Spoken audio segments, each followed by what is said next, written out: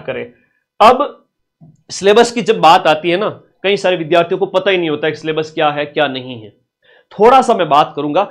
Major तौर पर बात करें तो 6, 1, 7, 8, 9 सब्जेक्ट है, या 6 + 2 यानी कि 8 सब्जेक्ट है। राजस्थान जीके, इंडिया जीके, बोलो मेरे साथ साथ, Rajasthan GK, India GK, Hindi, English, भाषा, मैथ, रीजनिंग, दोनों एकदम बहन जैसे, आपस में भाई बहन जैसे, ठीक है। Hindi, English, math, reasoning, computer और साइंस।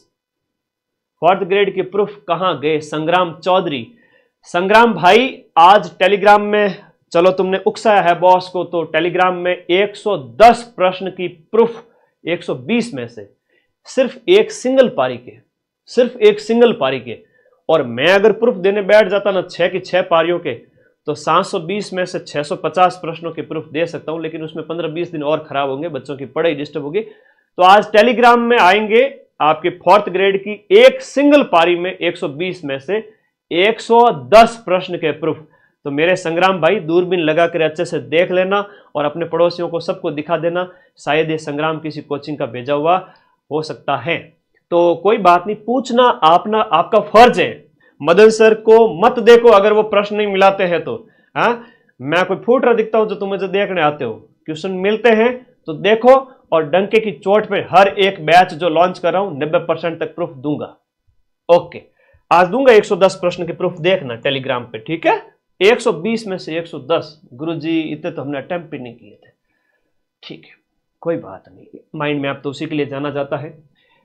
सीटी स्नातक की बात करें, राजस्थान जीके में राजस्थान की हिस्ट्री, कल्चर, ज्योग्राफी, पॉलिटी और राजस्थान की इकोनॉमी मतलब इको सर्वे। दूसरा इंडिया जीके है, जिसमें आपका इंडिया की हिस्ट्री है, इंडिया की पॉलिटी, इंडिया की ज्योग्राफी है, इंडिया की इकोनॉमी है। History, polity, geography, economy, history, polity, geography, economy, 8 subject ये हो गए। फिर Hindi, English, math, reasoning, computer science और करंट अफेयर्स। करंट अफेयर्स में भी राजस्थान है, इंडिया है, वर्ल्ड है। तो देखो 1, 4 और 4, 8, 12, 13, 14, 15, टोटल 15 सब्जेक्ट हैं।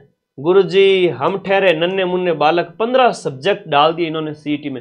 मतलब सीईटी की तैयारी करने वाला बच्चा कोई सा भी एग्जाम क्रैक कर सकता है। राजस्थान जीके के लिए अपनी ये रामबाण बुक, राजस्थान जीके के लिए अपनी रामबाण बुक, रामबाण 2.0, और इंडिया जीके के लिए अपनी इंडिया जीके रामबाण बुक वीडियो कोर्स के साथ पढ़ लेना।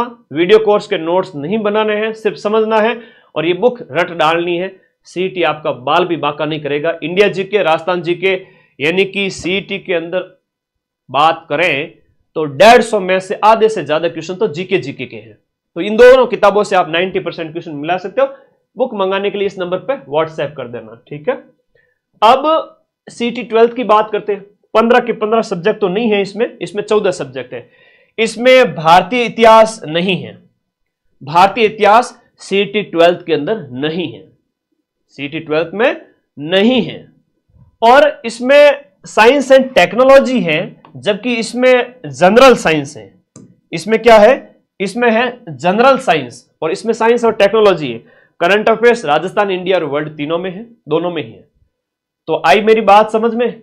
यहां पर जो है एक इंडियन इकोनॉमिक्स वाला वो भी नहीं है, इंडियन इकोनॉमी भी नहीं है इसमें सीईटी 12th में।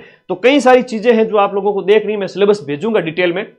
Rajasthan GK, India GK, Hindi, English, math, reasoning, computer science और करंट इसमें है ग्रेजुएशन में, और सीईटी 12th में भारतीय इतिहास छोड़ दीजिए, भारतीय इतिहास इसमें नहीं है। तो ये था आपका सिलेबस, और नए बैच सीईटी 12th और सीईटी ग्रेजुएशन के अभी 2 दिन पहले मैंने स्टार्ट कर दिए हैं। दिसंबर, जनवरी 4 से 5 महीने बैच चलाऊंगा, कंप्लीट पढ़ाऊंगा। जब भी आप बैच ज्वाइन करेंगे पूरी क्लासेज पीछे वाली मिलेगी, 1 साल तक की वैलिडिटी रहेगी। अभी बैच ऑफर प्राइस में चल रहा है, उसके बाद प्राइस बढ़कर डबल हो जाएगी। तो सीईटी ग्रेजुएशन और सीईटी 12th अपना बैच आज ही ज्वाइन करें सभी विद्यार्थी। अब देखिएगा, देखो जिसको पढ़ना है, जिसको सिलेक्शन लेना है वही ज्वाइन करें, बाकी तो बैठे रहना। जिनको क्या है, गुरुजी क्या है कि लास्ट टाइम में 10 दिन में एग्जाम निकाल देंगे, तो फिर मामला गड़बड़ है। फिर टाइम आते मेरे पास, सब सारे बच्चे आते हैं, गुरुजी पास करवा दो, आप कहोगे वैसा करूंगा, आप कहोगे वैसा। तो उस समय मां सरस्वती भी कुछ नहीं कर सकते, मैं भी कुछ नहीं कर सकता। आग लगने पर कभी कुआं नहीं खोदा जाता। थोड़ी मेहनत करो, अभी से 4 महीने 5 महीने हैं, तब तक पढ़ लो, ठीक है। सीईटी स्नातक की बात करें, एग्जाम डेट इसकी जो है वो 22 फेब दी हुई थी, लेकिन अभी 22 फरवरी को होगा लैब असिस्टेंट का एग्जाम। तो अभी ये डेट है, मान के चलिए आपके मार्च फरवरी एंड या फिर मार्च 2026 में हो सकता है। तो 5 महीने का टाइम आपके पास में है अभी भी। 5 महीने 150 दिन में सारे सब्जेक्ट तो पढ़ने पड़ेंगे।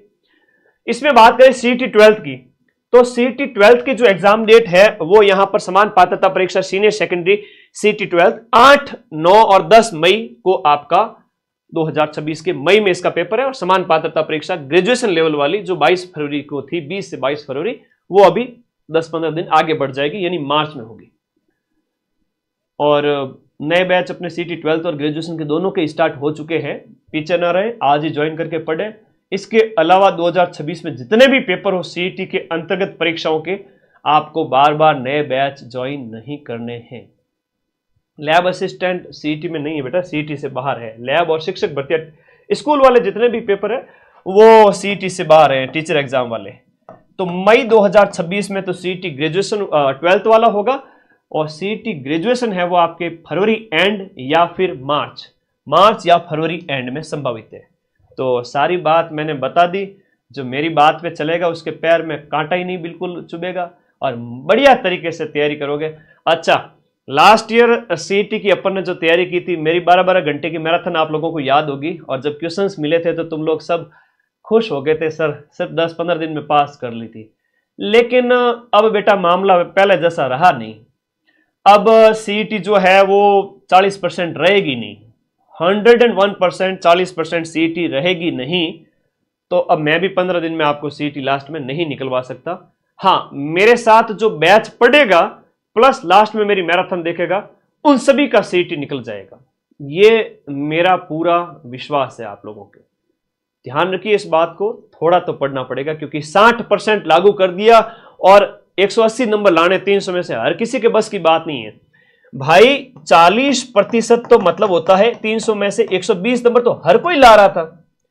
अब 60% का मतलब हो गया 180 नंबर, और 180 नंबर का मतलब हुआ कि बहुत मुश्किल है वो बोर्ड को नेगेटिव लागू कर दी तो 1 लाख भी नहीं मिलेंगे, और नेगेटिव नहीं लागू की तो 2 से 3 लाख बच्चे ही इन 15 लाख में से सीईटी पास कर पाएंगे, बहुत मुश्किल। बोले कितना ही होशियार हुआ, लापरवाही करी, पढ़ाई नहीं करी तो उसके वो 180 नंबर भी नहीं आएंगे।